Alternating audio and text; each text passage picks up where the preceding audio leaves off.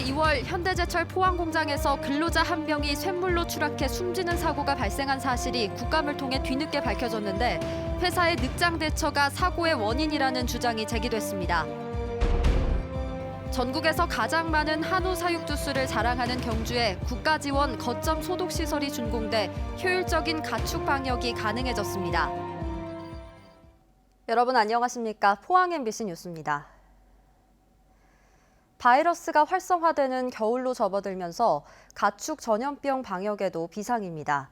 전국에서 한우를 가장 많이 키워 축산도시로 자리매김한 경주에 두 번째 국가지원 거점 소독시설이 준공됐습니다. 물 샐 틈 없는 가축 방역 현장을 김기영 기자가 취재했습니다. 경부 고속도로 톨게이트 옆에 축산 관련 차량이 쉽게 드나들 수 있도록 거점 소독시설이 설치됐습니다. 공사장 세륜장처럼 바퀴에 묻은 바이러스 덩어리, 가축 분변을 고압으로 씻어내고 소독부터 합니다. 이후 차단문이 내려진 밀폐 공간에서 소독 약재를 이슬비처럼 분사해 차량 전체를 적십니다. 운전자는 차에서 내려 신발과 다리를 별도로 소독해야만 소독 필증을 교부받을 수 있습니다. 지금 아프리카 돼지열병이 끊이지 않고 계속 이어지고 있는데 이런 방역 시설들이 새로 생김으로 인해서 축산 관련 차량들의 방역에 큰 도움이 되지 않나. 마을 진입로에 설치한 임시 약재 살포장이나 국도변에 급히 만든 시설과는 소독 품질 면에서 차원이 다릅니다. 물 샐 틈 없는 약재 살포를 자랑한다지만 자칫 방심해 바이러스가 사멸되지 않으면 오히려 이곳이 질병 확산의 거점이 될 수 있어 자체 소독도 철저히 하고 있습니다. 2주에 한 번씩 이 시설에 대해서 바이러스 검사를 하고 있고 매일 방역을 하기 때문에 이 시설로 인한 교차 관염은 없다고 볼 수 있습니다. 축산도시 경주에는 2017년 천북면 7번 국도변에 하루 100대, 최대 150대까지 소독할 수 있는 거점 시설을 마련했고 앞으로 남부 지역인 외동에 한 곳 더 설치한다는 계획입니다. 조류 독감에서부터 구제역, 아프리카 돼지열병 등 날로 재난화하고 있는 가축 전염병의 상시적인 차단 방역이 가능해지고 있습니다. MBC 뉴스 김기영입니다. 지난 2월 포항의 현대제철 공장에서 30대 노동자가 펄펄 끓는 쇳물에 빠져 숨진 사실이 뒤늦게 확인됐습니다. 근로자들은 사고 위험이 있다며 여러 차례 문제를 제기했지만 회사가 제때 대처를 하지 않아 사고가 났다는 지적입니다. 박성아 기자가 보도합니다. 지난 2월 현대제철 포항 공장에서 31살 공모 씨가 펄펄 끓는 1500도의 쇳물 위로 떨어졌습니다. 추락 직후 공 씨는 가까스로 탈출했지만 하반신과 등에 심한 화상을 입었고 2주 넘게 치료를 받다 결국 숨을 거뒀습니다. 공 씨는 고장난 방열 덮개를 수리하기 위해 뜨거운 쇳물이 주입되고 있던 쇳물 분배기의 뚜껑 위에 올라갔다가 밟고 있던 뚜껑이 부서지면서 추락했습니다. 이곳의 노동자들은 이미 지난해부터 쇳물 분배기 뚜껑이 낡아서 너무 위험하다며 교체를 요구했습니다. 특히 사고 한 달 전인 올해 초에도 사측의 안전대책을 재차 호소했었지만 사측은 이를 받아들이지 않았다고 밝혔습니다. 노후화된 설비나 지금 당장에 바로 개선돼야 될 안전상의 문제도 회사 측에 요구하거나 문제 제기하면 실질적으로 예산의 문제들 때문에 즉각적으로 이루어지지 않고 계속 미뤄져 오고 있는 게 5년 전 현대제철 인천 공장에서도 40대 노동자가 역시 쇳물 분배기 안으로 추락해 숨지는 사고가 있었습니다.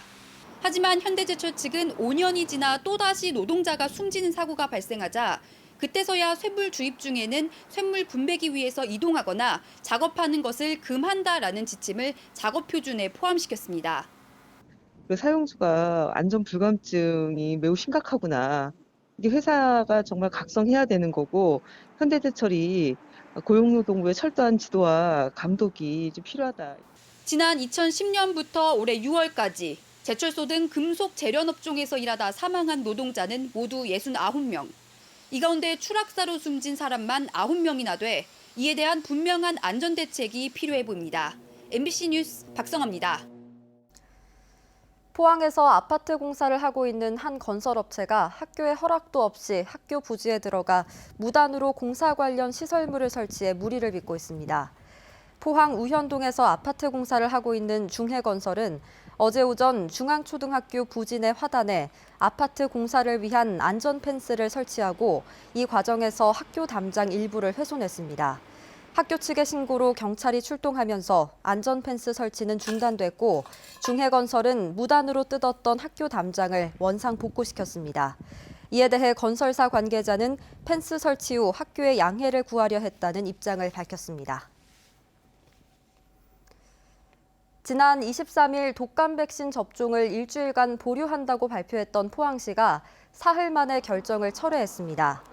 포항시는 지난 22일 오후 긴급회의를 열고 23일부터 29일까지 일주일 동안 독감 백신 접종을 일시 보류하기로 했지만 접종 후 사망 사례와 독감 백신의 인과성은 매우 낮다는 질병관리청의 공식 발표에 따라 이같이 결정했습니다. 포항시 관계자는 예방접종 시 충분한 진찰과 함께 접종 후 이상 반응을 지속적으로 관찰할 것을 권고했습니다. 청소년 성착취물을 거래한 텔레그램 엠번방에 경북의 한 여고 교사가 가담한 것으로 뒤늦게 확인됐습니다.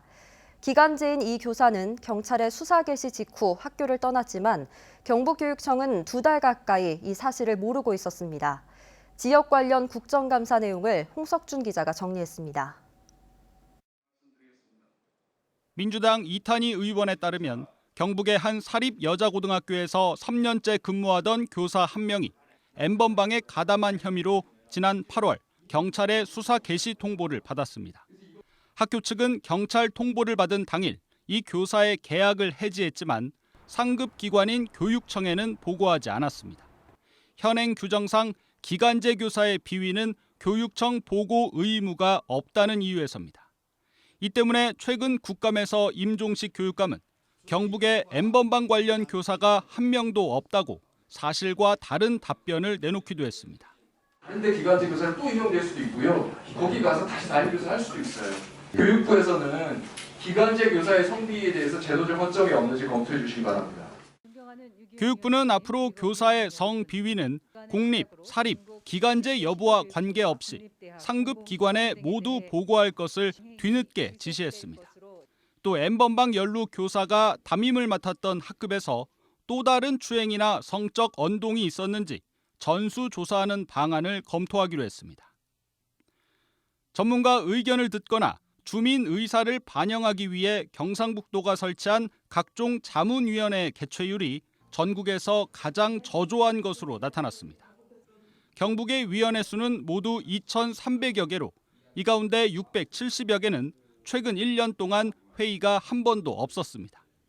경상북도는 지난해 위원회 운영 경비로 모두 28억 원을 사용한 바 있습니다. MBC 뉴스 홍석준입니다.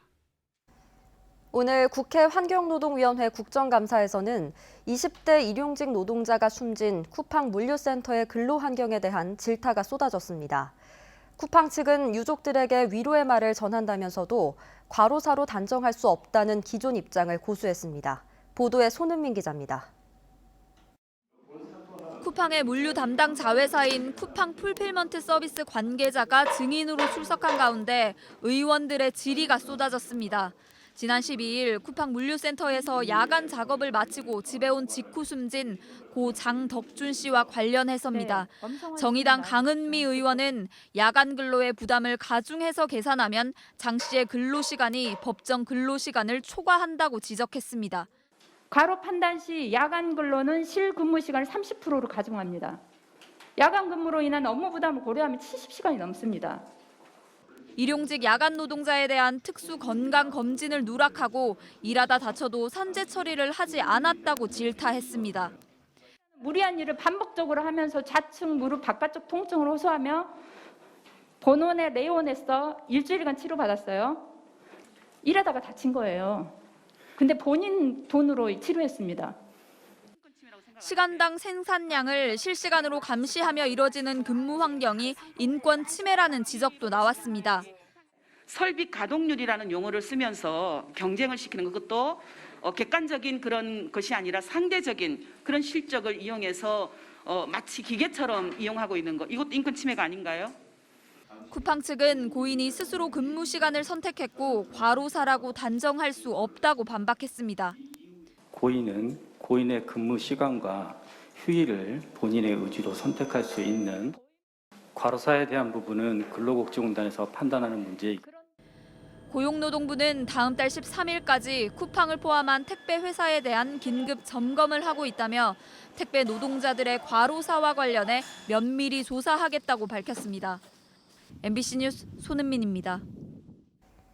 경북지방경찰청이 가을 행락철을 맞아 오늘부터 2주 동안 음주운전 단속을 강화합니다. 경찰은 국립공원 진출입로와 휴게소, 고속도로 톨게이트에서 낮에 음주운전을 단속하고 주요 교차로와 사고 다발 지점에서는 야간 단속을 실시합니다. 암행 순찰팀이 주요 행락지를 순찰하는 등 선별적 단속도 합니다. 경찰은 음주운전 차량 동승자와 운전자가 음주운전을 할 것을 알면서도 술을 판매한 식당 업주에 대해서는 음주운전 방조 행위를 적용한다고 밝혔습니다. 코로나19 해외 유입 확진자 3명이 발생해 오늘 0시 기준 경북의 누적 확진 환자는 1,539명으로 늘어났습니다.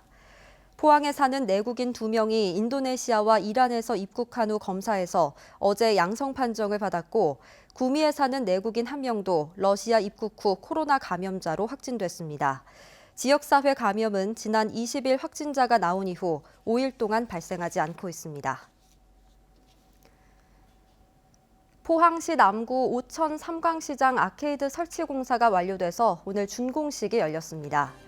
이 공사는 중소벤처기업부에서 15억 원을 지원받아 진행됐으며 아케이드는 총 길이가 96m에 이릅니다. 또한 화장실 리모델링과 옥상 방수, 바닥 정비 공사도 함께 실시했습니다. 경북 동해안 지역은 당분간 맑은 날씨가 이어지겠습니다. 하지만 일교차가 15도 이상 크게 벌어져 건강관리에 주의가 필요합니다. 조주경 기상캐스터입니다. 어느덧 10월의 마지막 주입니다. 이번 주 초반까지는 갑작스런 추위 없이 예년 이맘때 늦가을 기온을 나타내겠는데요. 내일도 비 없이 맑고 쾌청한 가을 날씨가 이어지겠습니다. 크게 벌어지는 일교차에는 감기 걸리지 않도록 건강 잘 챙겨주셔야겠습니다. 이어서 자세한 지역별 기온 보시면 내일 경북 동해안의 하늘은 대체로 맑은 가운데 기온은 오늘과 비슷하거나 1도 정도 높겠습니다. 아침 기온은 7도에서 10도로 시작하겠고요. 한낮에는 경주 22도, 포항이 21도, 울진 20도까지 오르겠습니다. 울릉도와 독도도 구름 많겠습니다. 아침 기온은 울릉도 14도, 독도 17도로 시작해 한낮 기온은 울릉도와 독도 19도에 머물겠습니다. 동해상에서도 무난한 날씨가 이어지겠고요. 바다의 물결은 동해 전해상에서 1.5m까지 잔잔하게 일겠습니다. 이번 주는 맑고 쾌청한 가을 날씨가 이어지다가 목요일쯤 반짝 추위가 찾아올 전망입니다. 날씨였습니다.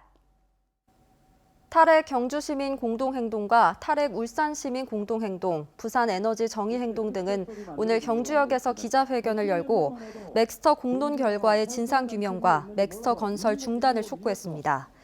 이들은 사용 후 핵연료 임시저장 시설인 맥스터 증설에 대한 공론화 과정에서 시민 참여단이 불공정하게 구성돼 결과가 조작됐다며 재판을 통해 진실을 밝히겠다고 주장했습니다.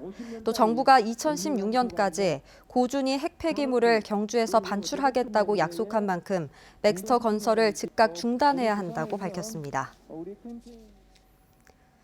포항지방해양수산청은 울릉 사동항 내 2단계 저반시설 공사를 4년 만에 완공했다고 밝혔습니다.